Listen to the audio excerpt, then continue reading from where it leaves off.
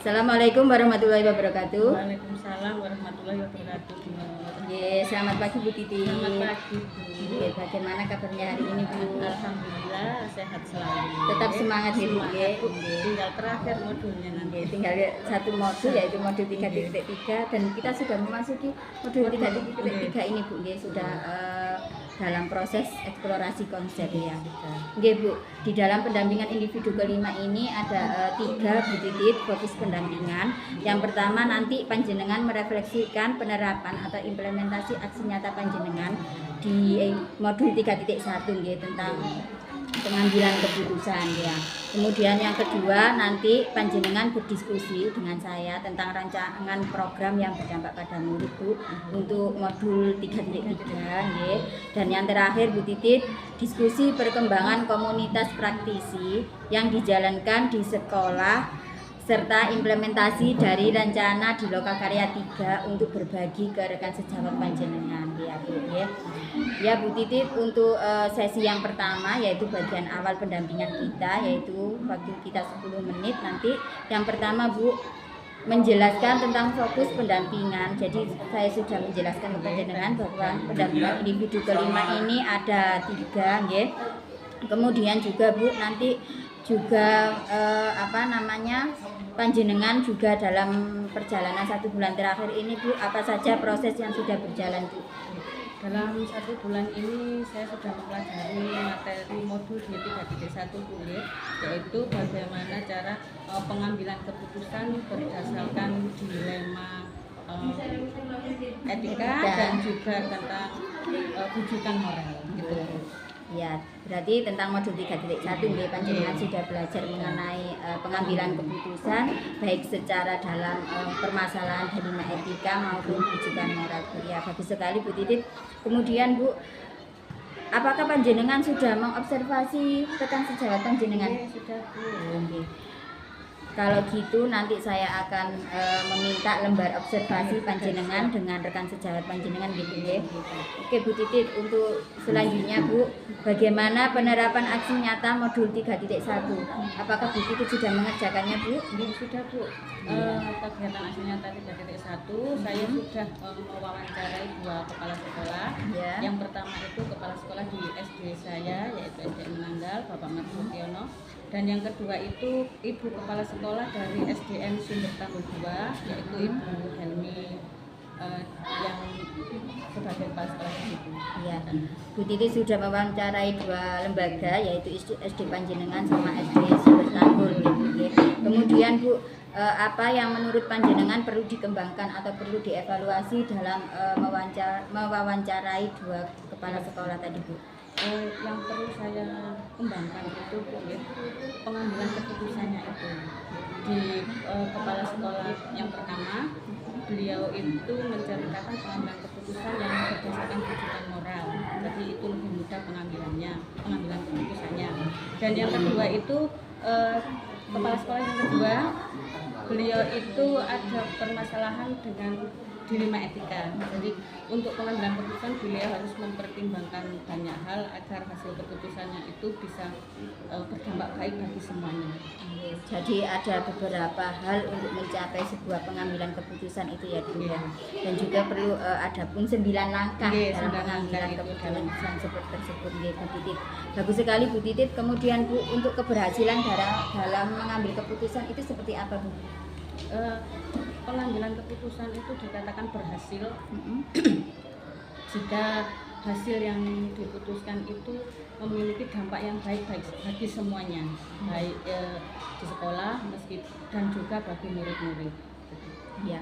Kemudian Bu, dari pengalaman Bu Titit sendiri, apakah ada pengalaman Bu Titit yang mencerminkan dilema etika baik itu terkait dengan murid maupun rekan sejawat Bu?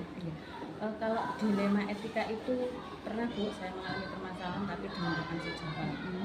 Untuk pengambilan sebuah keputusan itu ada 2 hal yang harus saya pertimbangkan. Jadi kemudian saya melakukan beberapa pertimbangan dengan 9 langkah tersebut, kemudian bisa menghasilkan keputusan yang baik untuk semuanya. Tetap berfokus dengan 9 9 langkah langkah dalam itu. pengambilan Iya. keputusan gitu. Ya bagus sekali Bu Titit. Kemudian apakah proses dalam pengambilan keputusan yang panjenengan lakukan sudah sesuai dengan prinsip dan langkah yang dipelajari di modul 3.1 Bu? Iya. Setelah mempelajari modul tersebut, tentu saja dalam pengambilan keputusan saya harus menerapkan 9 langkah tersebut. Jadi alhamdulillah sejak mempelajari materi tersebut saya bisa mengambil keputusan yang sesuai. Alhamdulillah dengan kita sudah memegang 9 langkah tersebut dan mengetahui sehingga kita mudah untuk mengimplementasikan di sekolah panjenengan nggih. Kemudian Bu, yang terakhir ini Bu, menurut Bu Titit apa yang perlu dikembangkan atau perlu dievaluasi dari proses pengambilan keputusan yang sudah panjenengan lakukan tadi Bu? Yang perlu saya kembangkan itu adalah prosesnya Bu, karena prosesnya juga tidak mudah. Jadi untuk kedepannya saya harus lebih lagi memperhatikan proses-proses dalam pengambilan keputusan tersebut. Ya Bu Titit, itu tadi sudah mengenai tentang aksi nyata di modul 3.1. Sekarang yang sesi kedua Bu, yaitu mengenai rancangan program yang berdampak pada murid. Tadi kan sudah sempat disinggung sedikit, panjenengan sudah mempunyai gambaran mengenai rancangan program yang berdampak pada murid. Kemudian kalau boleh saya tahu Bu, dalam bentuk program yang seperti apa yang sudah panjenengan rancang? Untuk program yang berdampak positif bagi murid itu, saya merancang kegiatan itu namanya Sapa Sore. Sapa Sore itu adalah singkatan dari salam pada sobat dan rekan. Di mana kegiatan tersebut kita lakukan di luar jam pelajaran Bu. Jadi nanti setelah anak-anak pulang sekolah itu sekitar sore hari itu harus meluangkan waktu sekitar 15 menit untuk melakukan kegiatan Zooming. Jadi di kegiatan tersebut kita akan sedikit mengulas materi yang sudah kita pelajari di sekolah. Bagus sekali. Jadi intinya dengan program panjenengan yang sudah diberi nama Sapa Sore tadi juga dapat mengembangkan IT anak-anak. Mengembangkan IT anak-anak, jadi sudah mengikuti perkembangan zaman di era abad 21 ini. Sesuai dengan yang dicanangkan di sekolah kami, yaitu menuju sekolah digital. Oke, bagus sekali Bu Titit. Kemudian Bu, dari panjenengan sudah membuat program yang sudah bernama Sapa Sore tadi, dukungan apa saja yang Bu Titit perlukan untuk menerapkan program yang sudah baik itu Bu? Yang pertama pasti dukungan dari kepala sekolah Bu. Saya sudah melaporkan, jadi di situ kegiatan tersebut sudah saya laporkan kepada Bapak Kepala Sekolah. Kemudian dilakukan bersama dengan rekan sejawat, karena nanti fokusnya itu tidak hanya di kelas 6 saja Bu. Itu nanti untuk awalnya difokuskan untuk siswa kelas 4, 5, dan 6. Jadi selain dengan kepala sekolah, guru, itu juga dengan wali murid karena berhubungan dengan HP yang akan digunakan. Intinya komponen sekolah juga harus ikut menaungi dalam program tersebut Ibu. Kemudian Bu Titit, dari panjenengan sudah mendapat dukungan, apa menurut panjenengan tantangan yang jenengan alami Bu? Tantangan yang pertama itu pasti dari anak-anak Bu ya, karena tidak semua anak itu memiliki HP sendiri. Masih ada beberapa anak itu yang menggunakan HP orang tua. Tapi dengan kerjasama yang baik dari orang tua, anak-anak bisa mengikuti dengan orang tua itu meminjamkan sebentar saja untuk mengikuti kegiatan ini. Jadi tantangannya HP karena tidak semua keluarga itu memiliki ekonomi yang lebih tinggi ataupun terkadang juga turun Kemudian Bu, dari panjenengan sudah mendapatkan tantangannya. Bagaimana untuk mengatasi tantangan tersebut Bu? Tantangan tersebut tentu saja saya harus berkolaborasi dengan wali murid Bu. Di situ saya mengundang wali murid untuk menjelaskan kegiatan yang akan dilakukan. Jadi dengan penjelasan yang baik, wali murid itu bisa menerima. Jadi kegiatan bisa dilaksanakan dengan lancar. Oke, baik sekali Bu Titit. Bu Titit sudah bisa dapat tantangan, sudah sudah menemukan rancangan nanti programnya untuk yang berdampak pada anak ini. Dukungannya sudah dapat, tantangannya juga ada, dan juga panjenengan sudah bisa mengatasi tantangan tersebut. Bagus sekali Bu Titit. Iya Bu, kita ke sesi yang ketiga yaitu perkembangan komunitas praktisi. Kemarin kita kan sudah melampaui lokakarya 4 dan lokakarya kedua itu kan kita membahas tentang komunitas praktisi. Nggih, masih ingat Bu? Nggih. Nah, itu Bu, kita akan mengimplementasi panjenengan apakah sudah mengimplementasi atau menerapkan komunitas praktisi di sekolah panjenengan? Alhamdulillah sudah nggih. Kemudian Bu, dari yang sudah merintis komunitas praktisi di sekolah panjenengan, bagaimana peran komunitas tersebut terhadap proses belajar Bu? Komunitas praktisi di sekolah kami menyebutnya KKB ini Bu. Jadi di situ dengan kegiatan tersebut itu semua guru itu bisa melaporkan apa kesulitan yang dihadapi sehingga kita bisa menemukan penyelesaian dari permasalahan yang dihadapi oleh para guru. Oke, bagus sekali. Kakak Gemini ya Bu, komunitas praktisinya. Kemudian Bu, apakah dari komunitas Kakak Gemini tersebut sudah mengalami perubahan yang menyenangkan untuk Bapak Ibu guru yang di sekolah panjenengan? Di sekolah tentu saja Bu ada perubahannya. Kalau dulu itu sebelum ada program ini itu kan kami harus mencari penyelesaian sendiri. Kalau saya dapat masalah saya harus mencari sendiri. Tapi kemudian adanya program ini kita bisa mengungkapkan dan bisa ditemukan permasalahan itu bersama-sama. Alhamdulillah Bu ya. Komunitas praktisi sudah akan terjalankan, sudah diterapkan di sekolah panjenengan. Setelah program guru penggerak ini Bu, apa yang panjenengan rencanakan di dalam komunitas Kakak Gemini tadi? Kalau setelah mengikuti kegiatan ini Bu, itu saya ingin menerapkan pembuatan media pembelajaran. Jadi bagaimanakah menyiapkan pembelajaran yang hasil akhirnya itu kita harus memperhatikan anak, murid dan guru. Selalu ya berpihak pada murid dan murid. Bagus sekali dengan media pembelajaran tersebut. Mungkin dalam pembelajaran akan menarik minat motivasi siswa ya. Tertarik lagi, semangat lagi. Ya, bagus sekali Bu. Apakah dari yang sudah panjenengan rencanakan di dalam Kakak Gemini untuk membuat media pembelajaran, apakah dukungan yang Ibu perlukan untuk komunitas Kakak Gemini panjenengan Bu? Yang pastinya dukungan itu sangat kami perlukan Bu. Yang pertama tentu saja dari pimpinan sekolah yaitu kepala sekolah, kemudian kerjasama rekan-rekan sejawat sehingga bisa menciptakan media dalam pembelajaran itu yang menyenangkan bagi murid. Bagus sekali Bu ya. Alhamdulillah komunitas praktisi sudah diterapkan ya. Ya Bu Titit, sekarang kita menuju sesi pasca observasi pembelajaran ya. Panjenengan kemarin sudah melakukan pra observasi dengan rekan sejawat panjenengan. Panjenengan juga sudah melakukan implementasi observasi supervisi akademik dengan rekan sejawat panjenengan Bu. Kalau boleh tahu dengan fungsi apa nanti panjenengan yang melakukan observasi nanti observasi itu akan dilakukan bersama rekan saya Bu, namanya Bu Riswanti. Beliau mengajar di kelas 6 sama seperti saya karena di sekolah kami itu rombanya Handar. Nanti Bu Riswanti yang akan saya observasi pada proses atau kegiatan pembelajaran. Nanti saya akan mendampingi panjenengan untuk melakukan tahap yang terakhir yaitu pasca observasi Bu. Jadi panjenengan nanti akan dengan rekan sejawat panjenengan itu yang pertama panjenengan harus menyampaikan tujuan percakapan dalam pasca observasi ini Bu Titit nggih. Kemudian nanti juga panjenengan juga akan bertanya tentang area pengembangan yang sudah dilakukan oleh rekan sejawat panjenengan. Kemudian juga nanti panjenengan akan saya nilai Bu di dalam pasca observasi ini. PP akan menilai CGP pada kegiatan pendampingan individu 5 di rubrik penilaian saya nanti Bu. Apakah sudah siap Bu? Siap Bu, siap. Insyaallah siap.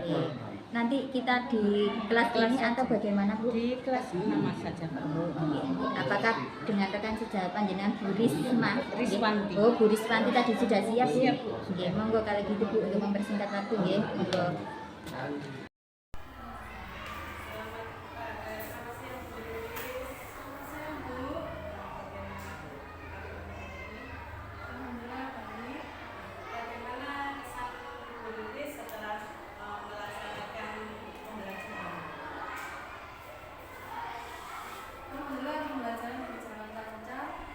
Siswa terlihat antusias mengikuti pembelajaran terutama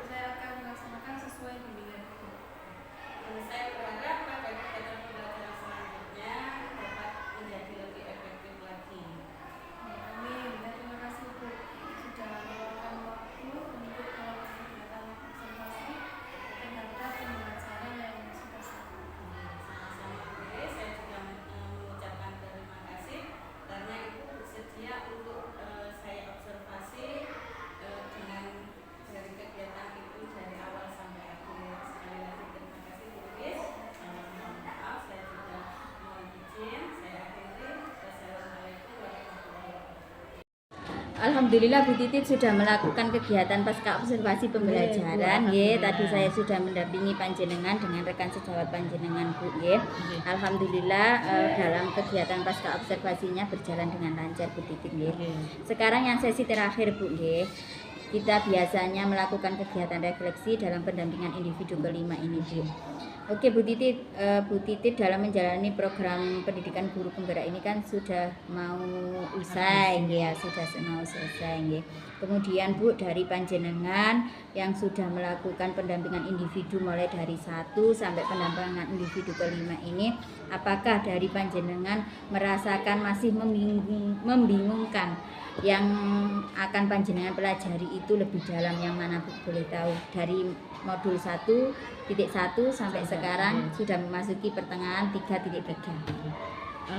Setelah mengikuti program guru penggerak ini Bu, mungkin di awalnya itu saya bukan sempat nih, saya benar-benar bingung dengan apa yang harus saya lakukan, materi yang harus saya pelajari secara mandiri, kemudian mengerjakan berbagai tugas itu awalnya memang saya sangat kesulitan. Tapi dengan mengikuti berbagai kegiatan seperti ruang kolaborasi, kemudian ada elaborasi, kemudian kita mengerjakan aksi nyata dan tugas-tugas lainnya itu Bu, dari situ saya mendapatkan informasi yang lebih lagi, membuat saya lebih paham lagi dengan apa yang saya lakukan. Jadi apalagi sekarang saya sudah sampai di 3.2 itu, jadi bukan hanya sebagai guru, tapi saya juga di sini diajari bagaimanakah cara menjadi pemimpin yang baik, bagaimana cara mengambil keputusan yang sesuai gitu. Jadi sangat banyak sekali manfaatnya bagi saya. Terima kasih Bu Titit sudah berbagi praktek baik, sudah curhat mengenai hambatan maupun pengalaman yang sudah panjenengan terima dari pembelajaran daring maupun mengikuti program pendidikan guru penggerak ini. Bu Titit, untuk pendampingan individu ke-6 ini ada beberapa hal yang perlu saya sampaikan ke panjenengan. Jadi panjenengan nanti itu perlu menyebarkan atau mengumpulkan ataupun menginput survei tentang kompetensi guru penggerak feedback yang 360 seperti pendampingan individu ketiga kemarin Bu nggih. Lah itu nanti panjenengan sebarkan ke rekan sejawat, murid, guru dan juga kepala sekolah. Itu sebelum pendampingan individu ke-6 Bu. Dan juga Bu, nanti itu kalau kepala sekolah, responden kepala sekolah hanya 1, rekan guru, teman sejawat panjenengan 5 dan juga perwakilan murid seperti yang kemarin 5 Bu nggih. Nggih Bu Titit, kemudian nanti Bu panjenengan juga konsulte nggih untuk melaksanakan pemetaan aset Bu, terkait pemetaan aset yang di sekolah panjenengan. Jadi panjenengan nanti itu akan menentukan jadwal diskusi pemetaan aset dengan kepala sekolah panjenengan. Kemudian panjenengan juga bisa mengundang kepala sekolah, rekan guru, murid, orang tua, tokoh setempat itu boleh komite maupun paguyuban. Kemudian nanti panjenengan juga harus membuat sebuah notulen atau catatan tentang hasil diskusi dalam pemetaan aset. Kemudian juga jangan lupa panjenengan nanti mendokumentasi kegiatan tersebut Bu. Kemudian juga mengumpulkan hasil pemetaan seperti itu Bu. Nanti pada waktu pendampingan individu ke-6 semuanya sudah siap. Sudah beres dan sudah panjenengan siapkan. Siap Bu Titit? Insya Allah siap Bu. Semakin hari kan semakin semangat ya. Semangat Bu, tinggal beberapa modul ini pertengahan. Terima kasih Bu Titit atas waktunya. Mohon maaf sudah mengganggu. Saya akhiri. Assalamualaikum warahmatullahi wabarakatuh. Waalaikumsalam warahmatullahi wabarakatuh.